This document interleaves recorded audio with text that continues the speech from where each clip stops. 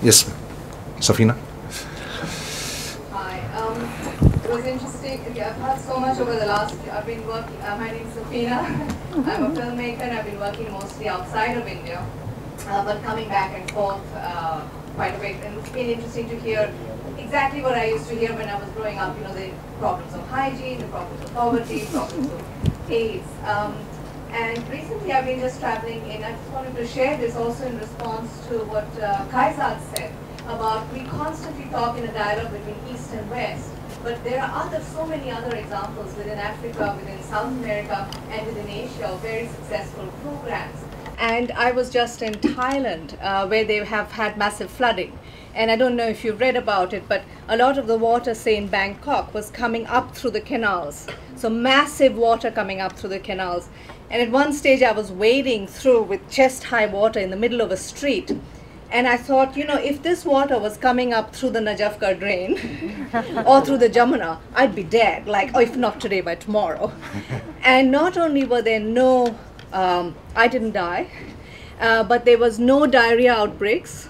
The water, there were no malaria outbreaks. The water was so clean that there were people whose houses were half underwater who were fishing in it, in the street. So this is streets full of water till here. People's homes are full of water. And yet still, even though it's coming through the city drains, it is still clean enough that people did not have these kind of epidemics. And later, once the water went down, I looked around and I said, what is it? Do they have extra dustbins? Do they have extra government controls? Because it's a very dense city, Bangkok. But it's just people don't throw their trash.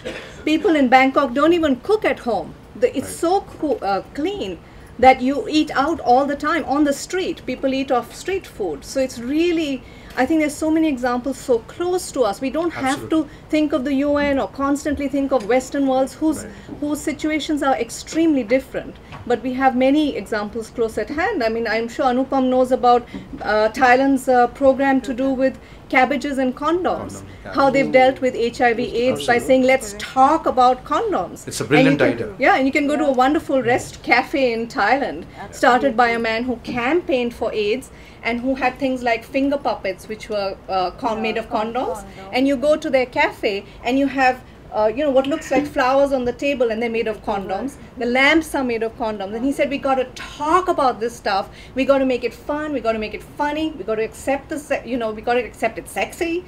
And I'm just rabbiting on, but what I'm saying is there's so many real examples very close to us and much more culturally accessible.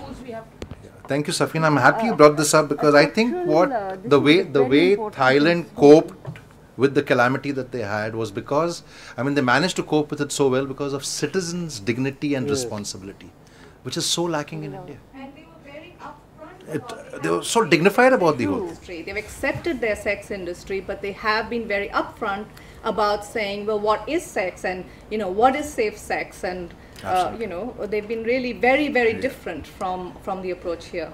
So we tried this campaign around 3 years. We actually implemented the campaign where we had a stark red condom and S, M, L and XL below that. And we said one size does not fit all. And people actually wrote back to us saying that, you know, you're promoting frivolity. And I was like, no, hang on. That's not the idea. The idea is I cannot preach to people that, you know, don't have sex. But what I can tell them is be safe. That's all I can do. And the church especially went up. What are you doing? You know, blasphemy. And I said, no. You need to educate the guys to be careful and to be safe, because no matter how much preaching you do. We have a coach, a football coach, who also teaches young adolescent people on HIV through workshops on football. Daitari. Kuldeep. He's the man who's a coach who spreads awareness on HIV through football. He's been trained. Yeah. He's good. Give a hand. He's one of the Karmavir awardees today, right? Yeah. Great. Pleasure having you with us. And any more, sir? Good evening, all of you. I'm Professor Ganeshan. I just want to ask a question to Mr. Jerry only, since he's the total organizer of the event. Is there a non-religious, non-yogic center which can inculcate this self-realization, because you're talking more about the fundamental rights and civic society and all those things. It is all coming with the social sensation and self-discipline, you know. So, what is the strategy? I just want to know something from your side. It's a wrong question to ask me at the wrong time, but I've always had this theory. So I used to be an ardent altar boy till I was around 12 years old, I think. And I think I made the mistake of reading a book very early in my life called In God's Name. If you get your hands on the book, read it, yeah? And that's when I stopped going to church altogether. My point is, and that kind of probably made me what I am today, is that it's not enough to be a good human. I know a lot of people go to church or the temple or the mosque, pray, feel very pious and holy for those few minutes, and the moment they come out, they're back to their old ways. So it's not just important being a good human, it's also important being a good citizen. And I think both need to go together.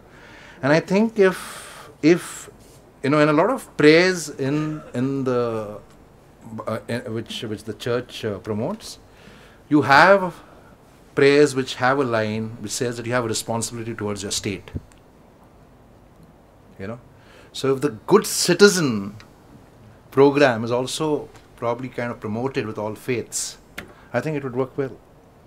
That was the concept of karma, and that was the reason to use karma right from 2002. I just want to hear from you, since morning there were so many panels going on discussing the many events across. These are all the offshoots of the activities. So you have the Baha'i community, which is doing excellent work on involving people to become good citizens. So that's one example I can give you of. And Dr. Merchant, with whom I've spoken in a few forums, is probably a person you can get in touch with.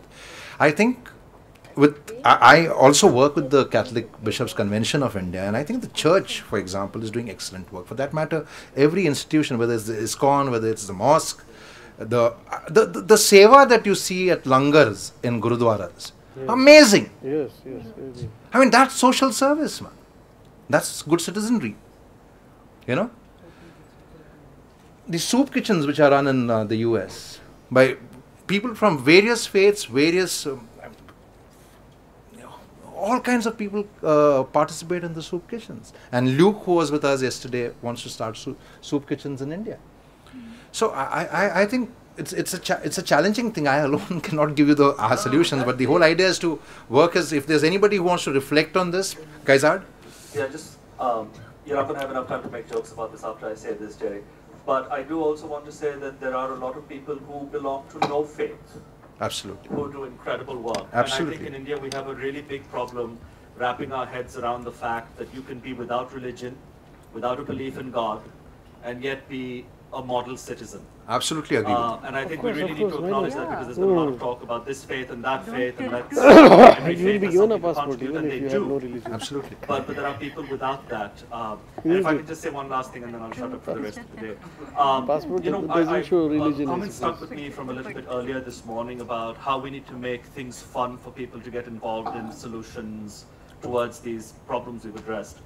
And while I agree that that's a great goal to have where it's possible, I think one of the things that I've come away with after meeting all these amazing people who've been involved in real work is that none of this is going to be possible unless each and every one of us is willing to make a sacrifice or two. Absolutely. And I think that's a message that's often lost from the governments, from our schools, from our corporations.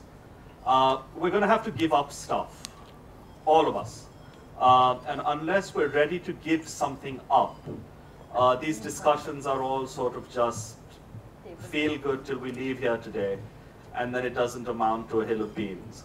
I do some work where I tell people, you know, if you can work with your old cell phone and not buy one for the next 3 years, please do that. Absolutely, I agree with you. Because it's not just the cell phone that will go into the waste, but it's the minerals that are used in making cell phones are leading to the massacre of millions of people in the Congo and various East African nations. And we're not even aware of this. True. We want our instant 3G, Wi-Fi, video texting, multiple portal, blah, blah, blah, right now.